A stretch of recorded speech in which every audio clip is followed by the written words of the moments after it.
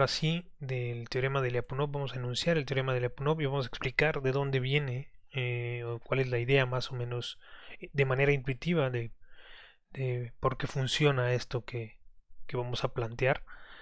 Es probablemente uno de los temas más importantes del curso de Sistemas Dinámicos 2 y en general es uno de los temas más importantes del análisis de sistemas dinámicos en general.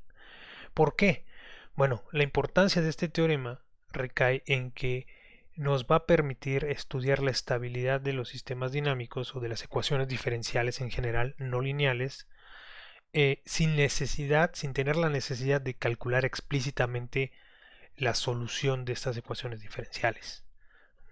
Esto es debido, y bueno, la ventaja es debida a que el cálculo de estas soluciones no es simple en la mayoría de los casos. Bueno, entonces no voy a hablar más respecto a lo que es el teorema de Lyapunov. Ya vimos un video, un preámbulo con las definiciones que requerimos para entenderlo, más o menos, por así decirlo. Y entonces vamos a pasar a enunciarlo y luego voy a tratar de dar una breve explicación con un ejemplo de cómo funciona o cómo se puede aplicar este teorema para estudiar la estabilidad de un punto de equilibrio. Entonces el teorema de Lyapunov nos dice que sea x asterisco igual a 0, nada más hago el paréntesis recordando que aunque x asterisco igual, aunque el origen no sea un punto de equilibrio de mi sistema, yo puedo hacer siempre un cambio de variable de tal manera que el origen siempre puede ser punto de equilibrio de cualquier sistema. ¿No? Puedo estudiar la estabilidad de un punto de equilibrio arbitrario como la estabilidad del origen. Entonces, sin pérdida de generalidad, asumimos que x asterisco igual a 0 es un punto de equilibrio para el sistema x punto igual a f de x. ¿no? Esta es una función no lineal. Ajá. Y vamos a tener un dominio D, es un subconjunto de Rn, podría ser igual a Rn, pero en general es un subconjunto de Rn. Lo voy a ir dibujando. Entonces, haciendo x1, x2 va en R2, ¿no? D es un subconjunto en Rn que tiene la particularidad de que el origen o el punto de equilibrio, que en este caso es el origen, está contenido en este dominio D, en este conjunto D. Luego B va a ser una función que va a tomar valores de este conjunto D y los va a mapear a un escalar. Esta es una función que es continuamente diferenciable, ¿no? Ya sabemos que es continuamente diferenciable, entonces es que su derivada existe y es continua. Y esta función B, ¿no? De hecho, como es una función escalar, ¿no? La salida de esta función nos da un escalar, la podemos ver como lo que analizábamos en el otro video, ¿no? Es x1, x2 y este va a ser b de x, ¿no? El conjunto de, aquí está, entonces va a tomar un valor de este conjunto D y lo va a mapear a una altura de z, ¿no? Entonces vamos a tener este tipo de gráficas, ¿no? Tal vez puede ser, ¿no? Entonces este punto lo va a mapear a un nivel, ¿no? Que corresponde a una altura en el eje z, por así decirlo. Entonces b de x es un escalar y ese escalar pues son niveles de esta función. Toma un punto aquí y lo mapea a algún nivel correspondiente. Y va a tener las siguientes condiciones para que podamos decir que es una función de Lyapunov. La primera condición es que si yo evalúo el origen en esta función de Lyapunov, que es el vector 0, me va a dar el escalar 0, ¿no? Entonces, si yo evalúo siempre el vector 0 equivale al nivel 0 de esta función que le vamos a llamar función de Lyapunov. Si cumple estas condiciones, entonces la primera condición es esta. La segunda condición es que para cualquier otro punto en el dominio D, que no sea el origen, me va a dar un valor positivo. Quiere decir que esta función B es positiva definida en X fuera del, en D, perdón, en D fuera del origen. Para cualquier otro valor que yo le dé que esté dentro de D, me va a dar un valor positivo esta función. Y la tercera condición, por el momento, es que su derivada con respecto del tiempo, nada más aquí aclarando la notación, es b de x, pero x depende de t. Entonces, la derivada con respecto al tiempo, vamos a aplicar la regla de la cadena, pero bueno, la condición particularmente es que si esta derivada con respecto del tiempo de b es menor o igual que 0 en este dominio, entonces, o sea, si se cumplen estas tres condiciones, podemos concluir que x asterisco, que es el punto de equilibrio en el origen, es estable en D. ¿Por qué digo que es estable en D? Porque es una propiedad local, localmente. ¿Y a qué más me refiero? Bueno, me refiero a que si es estable en D, va a haber una relación delta epsilon para cualquier condición inicial que yo tome en este dominio. Quiere decir que a lo mejor no me voy al origen, pero me voy a mantener en una bola, me va a estar acotada la solución en una bola para cualquier condición que yo tome en este dominio D o en este subconjunto D. Entonces tiene una relación delta epsilon en el sentido de estabilidad de Lyapunov en este conjunto D. Entonces la estabilidad, recordemos que es una condición local. Luego, además, si la derivada de la función de Lyapunov con respecto del tiempo es estrictamente menor que 0 en D fuera del origen, el sistema es asintóticamente estable en D. ¿Eso qué quiere decir? Quiere decir que si yo tomo cualquier condición inicial en D y la derivada no es negativa semidefinida, sino negativa definida, estrictamente menor que 0, para toda x que esté en D fuera del origen, entonces mi solución de la ecuación diferencial o las trayectorias del sistema van a converger asintóticamente al punto de equilibrio que está en el origen. Nuevamente, esta es una condición local. Solamente para condiciones iniciales que estén D, yo puedo asegurar esto que está aquí o esto que está acá, dependiendo de la derivada, ¿no? Si es negativa semidefinida o si es negativa definida. Ok, esto es lo que nos dice Lyapunov. Una aclaración importante es que únicamente es solamente una condición suficiente. ¿A qué me refiero con que es una condición suficiente? A que si se cumplen estas condiciones podemos concluir o que es estable o que es asintóticamente estable.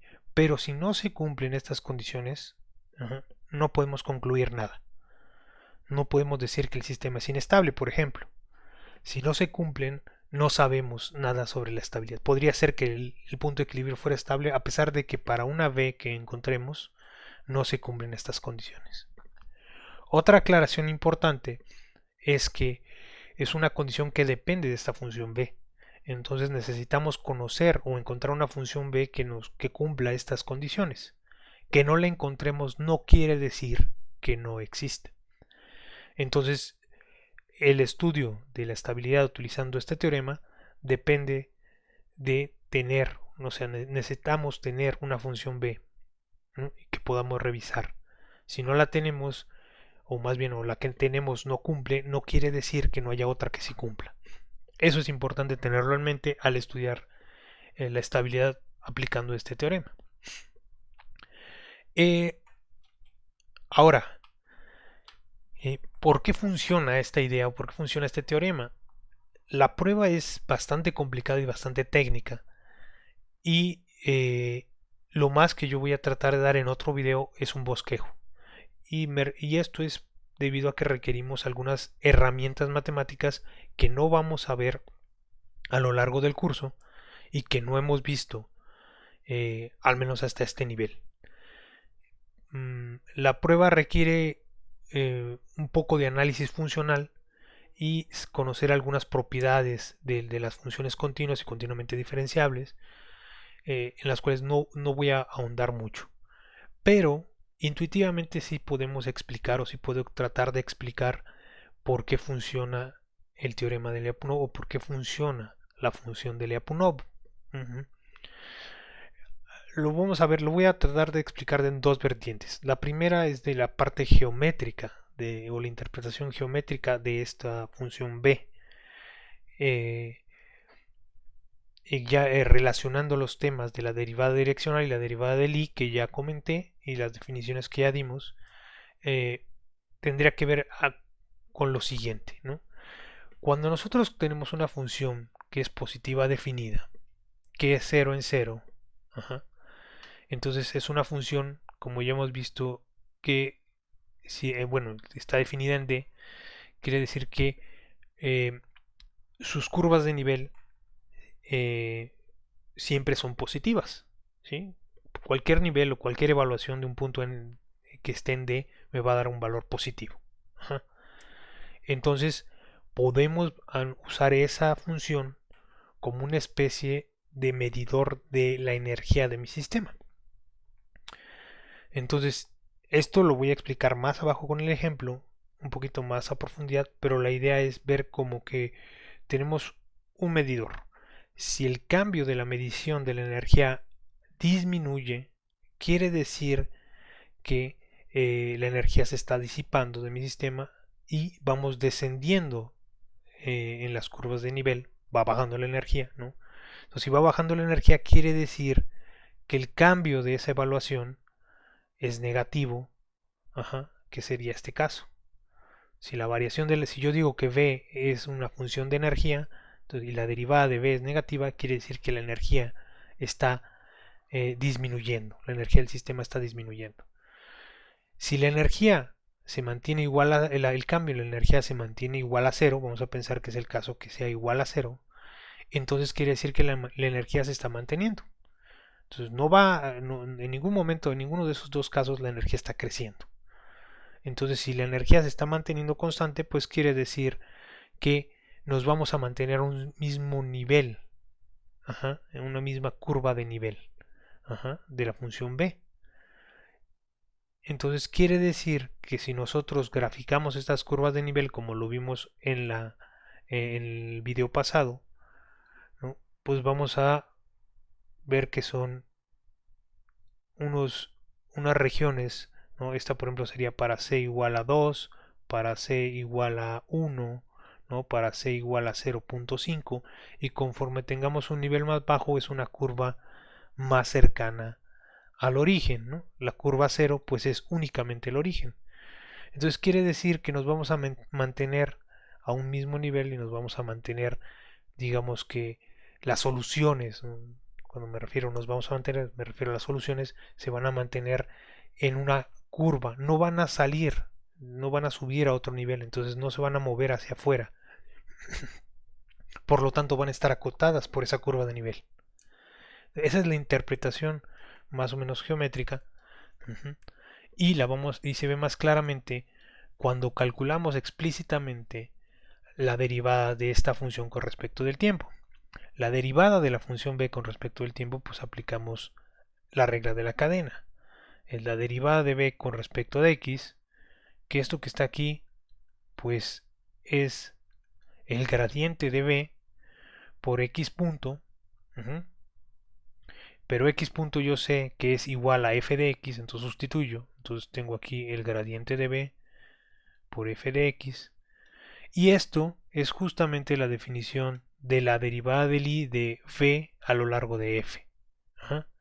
Ahora, hasta aquí es la definición de la derivada del i, pero esto también lo puedo ver de aquí para acá, lo puedo ver como el producto punto de el jacobiano, o en este caso particular el gradiente de b, con la función f de x.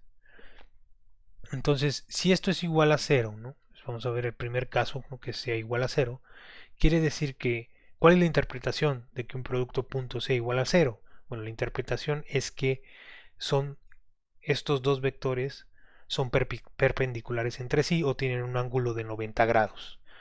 Si f de x me está diciendo hacia dónde se va a mover el sistema o hacia dónde van a variar mis estados, y el gradiente de b me da la dirección en la cual crece mi función v. Entonces, por ejemplo, si es una función de este estilo, si es una función cuadrática, ¿no? Entonces las curvas de nivel serían como estas, ¿no? Y lo que tendríamos, ¿no? Voy a volver a dibujar esto mismo, nomás un poco más grande. Lo que tendríamos aquí serían curvas de nivel concéntricas y el gradiente apuntaría hacia afuera. No vamos a pensar que estamos en esta curva específicamente. Entonces el gradiente apunta hacia afuera porque va creciendo la función. Conforme yo me voy alejando del origen, la función se va haciendo más grande y la pendiente, la recta tangente o el plano tangente a la función, pues crece en este sentido, ¿no? En esta dirección. Si yo calculo la derivada direccional radial, ¿no? Hacia afuera de algún punto aquí, me va a dar que es positiva la pendiente. Entonces ese justamente va a ser el gradiente en algún punto que yo le dé. Siempre va a apuntar hacia afuera, ¿no? Entonces siempre van a apuntar hacia afuera. Entonces lo que quiere decir eso, lo que quiere decir que este producto punto de cero es que la dirección en la cual va a variar el sistema con respecto a la cual varía esta función, pues va a ser perpendicular, ¿no? A estos vectores tangente, ¿no? Aquí sería, esto sería así, perdón, estos vectores eh, que son el gradiente, ¿no? Entonces vamos a dibujarlo un poco más claramente para que se entienda. Entonces, esta es una cierta curva de nivel. Vamos a usar, de hecho mejor usamos una figura.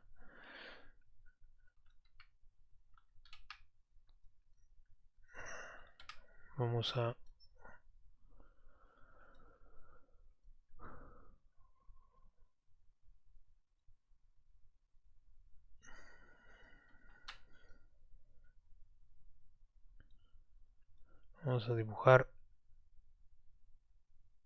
una curva de nivel. Y los vectores del gradiente apuntarían hacia afuera.